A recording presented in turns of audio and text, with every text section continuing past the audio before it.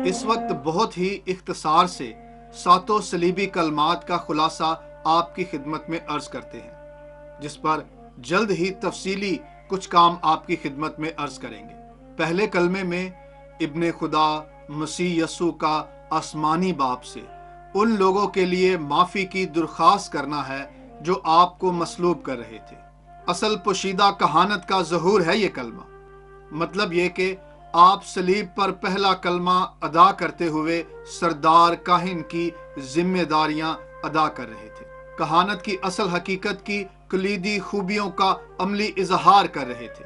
سو پہلا کلمہ بطور سردار کاہن آپ نے ادا کیا، جو کامل اور اصل کہانت کا اظہار ہے، جہاں آسمانی حقیقی حتمی کہانت کا پورا دیدار ہو رہا ہے۔ یہ وہ کہانت ہے جس سے زمین پر کہانت کا آغاز ہوا تھا اور اب صلیب پر اس کی تکمیل ہو رہی ہے۔ کسی کو بھی معاف کرنا یا معافی کی شفاعت کرنا الہی اختیار ہے، اور ابن خدا اپنی بشریت میں معاف بھی کرتا ہے اور معافی کی شفاعت بھی کرتا ہے۔ جب دوسرا کلمہ آپ نے ادا کیا تو یہ مسیحا کی مسیحائی کا اظہار ہے۔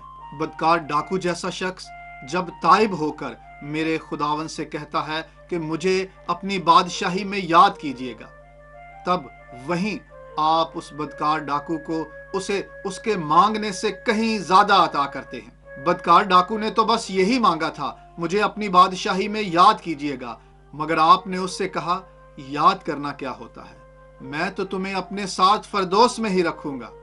یہ ہے میرے خداوند کی شان۔ جب آپ کو کوئی زندگی کے کسی موقع پر بھی قبول کرتا ہے، اپنے سچے دل سے آپ کو پکارتا ہے، تو آپ اسے اس کی توقع سے کہیں زیادہ عطا کر دیتے ہیں، کیونکہ آپ صرف بادشاہ نہیں بلکہ بادشاہوں کے بادشاہ ہیں، جس کی بادشاہی اسی سے منسوب ہے۔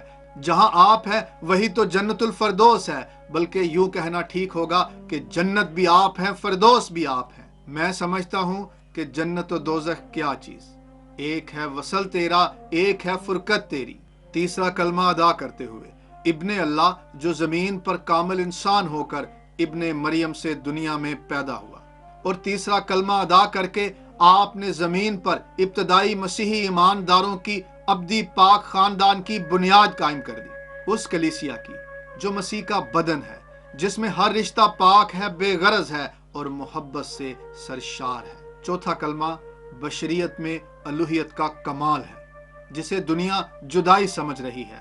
وہ تو ابن یزداں کا بشریت میں جمال ہے، جسے مجسم کلام صاحب کا کلام سے انسانی اور الہی ملاپ اور ایک دوسرے سے تعلق کا واحد وسیلہ ثابت کر رہا ہے، بلکہ یوں کہیں کہ مخلوقات پر چھائے ہوئے اندھیروں میں ازلی لامحدود کلمہ محدود انسانی بدن میں آسمانی باپ سے رشتے کو قائم رکھنے کی راہ روشن کر رہا ہے۔ ایسی روشن امید جسے کوئی بجھا نہیں سکتا، جسے کوئی اندھیرا نگل نہیں سکتا۔ پانچواں کلمہ ادا کرتے ہوئے آپ نے کہا میں پیاسا ہوں۔ سوچنے والی بات تو یہ ہے کہ سب کو آب حیات پلانے والا سامری عورت سے کہتا ہے کہ اگر مجھ سے مانگتی تو میں تجھے وہ پانی پینے کو دیتا جس سے تیرے اندر سے پانی کی ندیاں جاری ہو جاتی۔ یہ وہی یسوع ناصری ہے جو پانی کو میں تبدیل کر دیتا ہے اور پانیوں پر چلتا ہے۔ 5000 سے زیادہ لوگوں کو 2 مچھلیوں اور 5 روٹیوں سے سیر و سودہ کر دیتا ہے، جس کے بارے میں مقدس یوحنا رسول گواہی دیتے ہیں کہ سب کچھ اسی کے وسیلہ سے پیدا ہوا ہے، یعنی ہر شے کو وجود عطا کرنے والا ہے وہ۔ لیکن زمین پر اپنی خدمت کے دوران کہیں پر بھی اپنی بشری بدنی ضرورتوں کو پورا کرنے کے لیے اپنی الوہیت کو، اپنے اختیار اور اپنی طاقت اور قدرت کو استعمال نہیں کرتا۔ نہ ہی بیابان میں 40 دن رات روزے میں گزارنے کے بعد جب شیطان نے آپ سے کہا کہ اگر تو خدا کا بیٹا ہے تو ان پتھروں سے کہہ کہ وہ تیرے لیے روٹیاں بن جائیں، تو آپ نے وہاں بھی اپنی بھوک پیاس کے لیے اپنی الہی قدرت کو، اپنے اختیار کو استعمال نہیں کیا۔ نہ ہی یہاں صلیب پر اپنی انتہائی بدنی کمزوری میں آپ اپنی ساری زندگی دوسروں کی کمیاں پوری کرتے رہے، لیکن آج اس موقع پر الوہیت کی ساری معموری کے ساتھ بھی خود کی پیاس نہیں بجھا رہے، بلکہ آپ پکارتے ہیں کہ میں پیاسا ہوں۔ اور پھر چھٹا کلمہ ادا کرتے ہوئے آپ نے فرمایا تمام ہوا۔ وہ بات بولی جو صرف اور صرف خدا کی ذات بول سکتی ہے، کیا مخلوقات میں سے کوئی ہے جو یہ کہہ سکے کہ تمام ہوا؟ تمام تو وہی کر سکتا ہے جو تمام ہونے کے بعد بھی باقی رہے، موجود ہو۔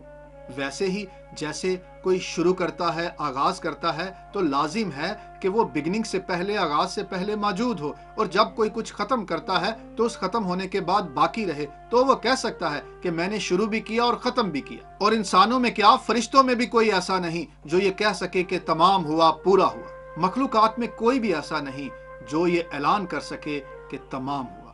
سو آپ کا یہ کہنا کہ تمام ہوا آپ کی بشریت میں الوہیت کا اظہار ہے، کیونکہ آپ اول اور آخر ہیں۔ آپ ابتدا سے پہلے اور انتہا اور انجام کے بعد بھی باقی رہیں گے، اس لیے یہ آپ کی الوہیت کا بشریت میں اعلان ہے کہ تمام ہوا۔ اور پھر صلیب پر 7واں کلمہ بولتے ہوئے ابن یزداں ساری خلقت کی اصل حقیقت کو ظاہر کرتے ہوئے ثابت کرتا ہے، شہادت کے طور پر یہ بات بول کر عیاں کرتا ہے کہ جہاں سے وہ آیا ہے وہیں وہ جا رہا ہے، اور اپنے ساتھ دوسروں کو بھی لے جانے والا ہے۔